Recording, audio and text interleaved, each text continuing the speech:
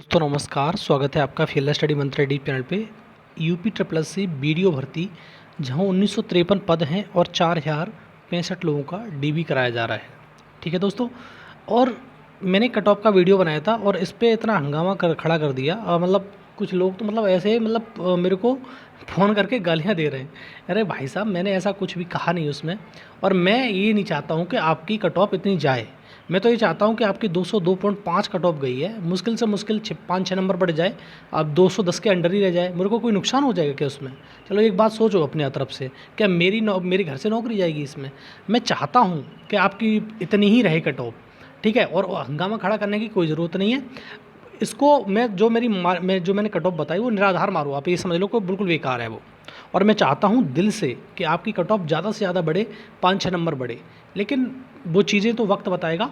और अभी ये फौरी तौर पे हो सकता है, लेकिन जब ये डाटा फीडिंग हो जाएगी तब मैं आपको ज़्यादा सही से बता पाऊँगा।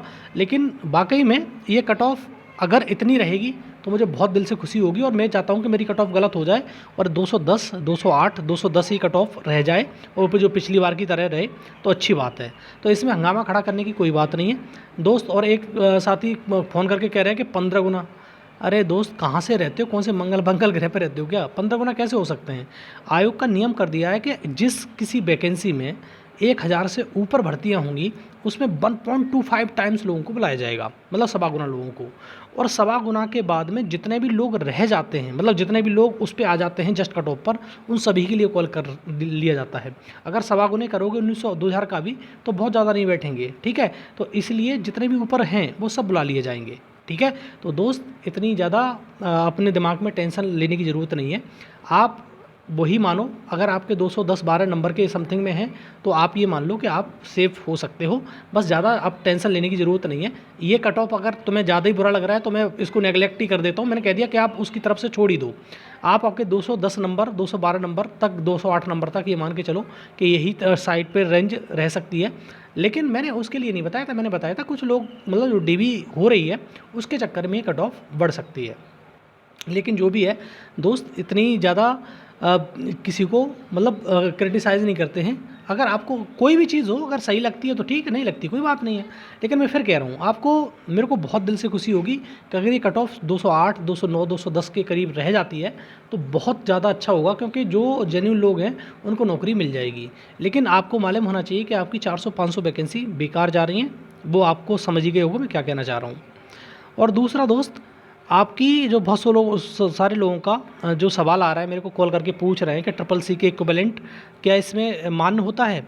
हाँ, ट्रिपल सी के इक्विवेलेंट मान्य हो रहा है और होता भी है, ठीक है। जब 2018 का सचिव, सब जितने भी अपर सचिव थे उनको, जो जितने भी सचिव थे डिपार्टमेंट के, उनको सबको भेजा गया था कि यूपी जो तुम्हारी ट्रिपल सी के समकक्ष अगर कोई किसी ने वो किया है, डिप्लोमा वगैरह किया है, 3 साल का बीटेक वगैरह करी है, तो मान्य होगा। लेकिन तीनों वैकेंसी पर्यवेक्षक वगैरह की, उनके लिए, सबके लिए मान्य नहीं होगा, 1-2 वैकेंसी के लिए मान्य है, ठीक है। आप अपना कराइए डीबी, और ये ट्रिपल सी के इक्विवेलेंट भी मान्य है। बहुत सारे लोग ये सोच रहे थे ट्रिपल सी के इक्विवेलेंट मान्य नहीं है, बीटेक वगैरह सब जो वो ली जा रही है, और वहाँ पर कोई दिक्कत नहीं है इसमें। आप अपने अगर बीटेक वगैरह भी है, ट्रिपल सी वगैरह नहीं है आपके पास में, तब भी मान्य है, लेकिन उस कट ऑफ डेट से पहले की होनी चाहिए आपको।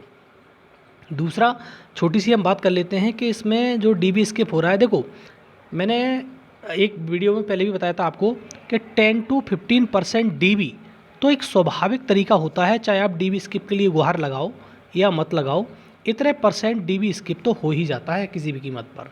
तो इतना भी डीबी देखने को, स्किप देखने को मिल रहा है। एक आध दिन होता है कम हो जाता है डीबी, जैसे मान लो कि 300 लोग हैं, उसमें से किसी किसी दिन 10-15 ही डीबी देखने को मिलते हैं, ऐसा भी होता है।